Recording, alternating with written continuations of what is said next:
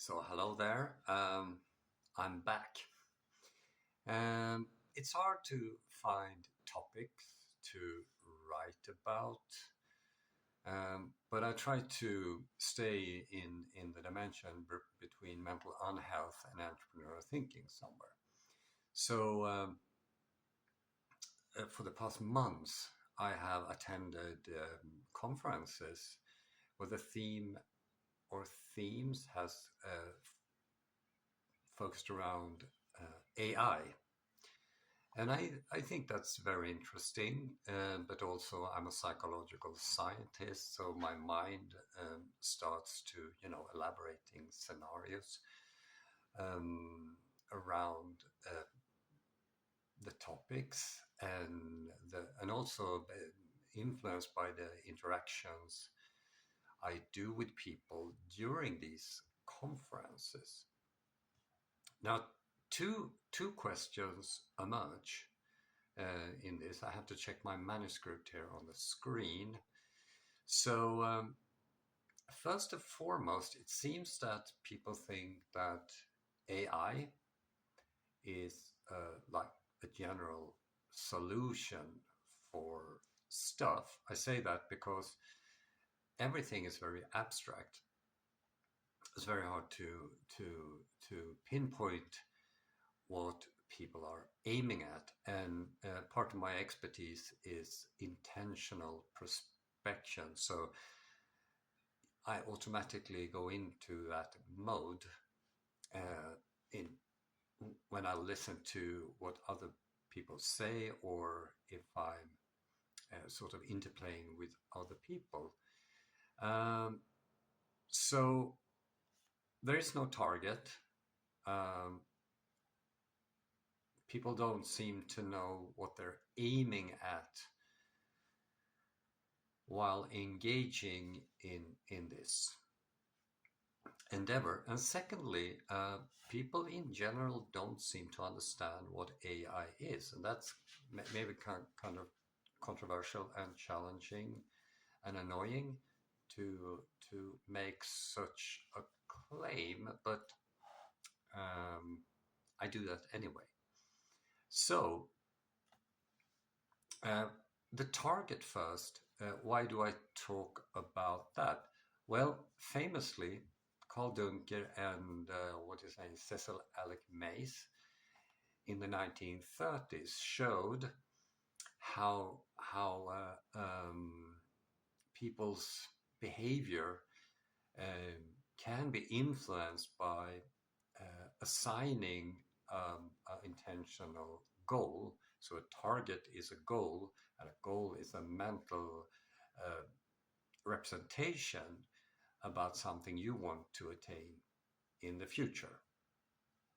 And famously, this is very commonly used, but also people confuse goals with ambitions, in my view. But that's another video. So I think the lack of understanding about goal and goal application is missing in this context, and would gain to have it included. Secondly, what is AI? Because I don't think people understand what AI is.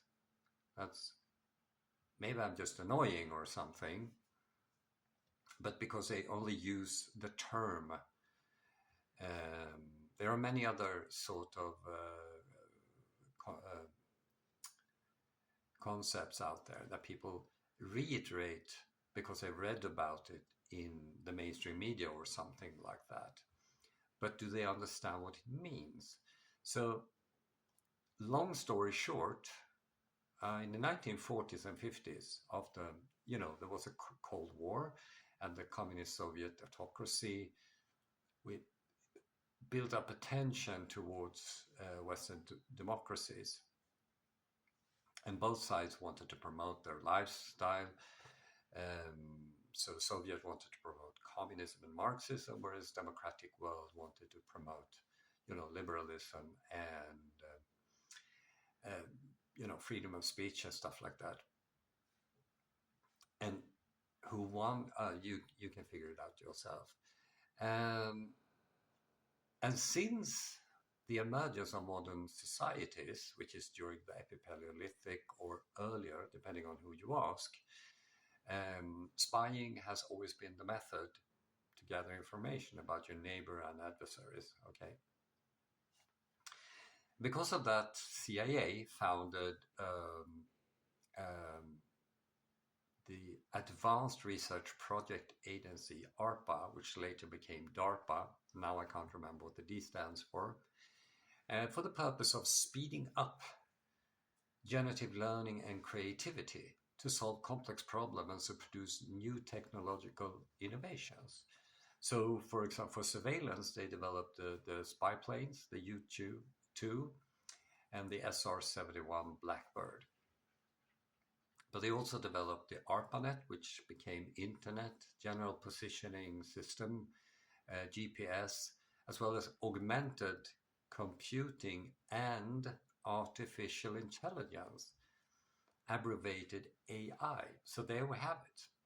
So artificial intelligence is AI, or AI is artificial intelligence. So for augmented computing, the American military, this was a military project, aimed at the West Coast and Stanford University, the area around that, which is now Silicon Valley. And for artificial intelligence, they aim towards the East Coast and Massachusetts Institute for Technology, or MIT.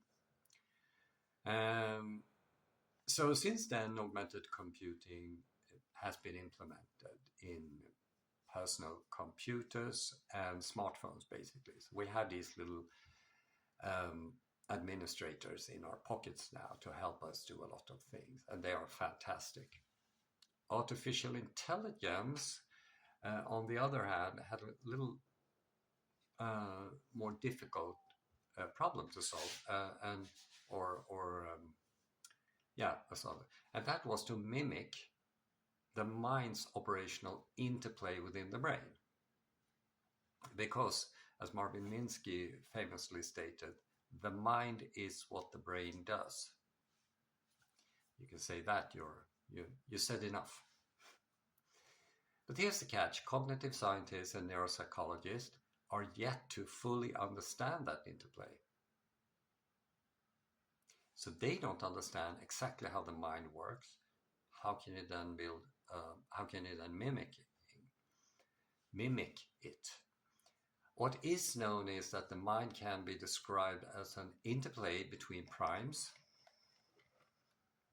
and that's motivation, the driver of behavior, and various emotions like happiness, for example, and anger, and declarative and non-declarative cognitive processing. And this is kind of tricky because, everyone understands that this is a huge complexity. Each of these concepts are huge. And now we're talking about an interplay between them. So common knowledge among psychological scientists like myself is that memory and perception interplay to form intentional prospects. So we need memory and perception, okay? But that this process is sometimes interrupted by a cocktail of emotions, memories, and perceptions, leading to simulation bias. Now here's the trick. How do you mimic that? And another interesting observation is that AI modules are integrated into augmented computing. I don't believe that AI is going to survive on its own. It's going to be something that you use to facilitate augmented computing.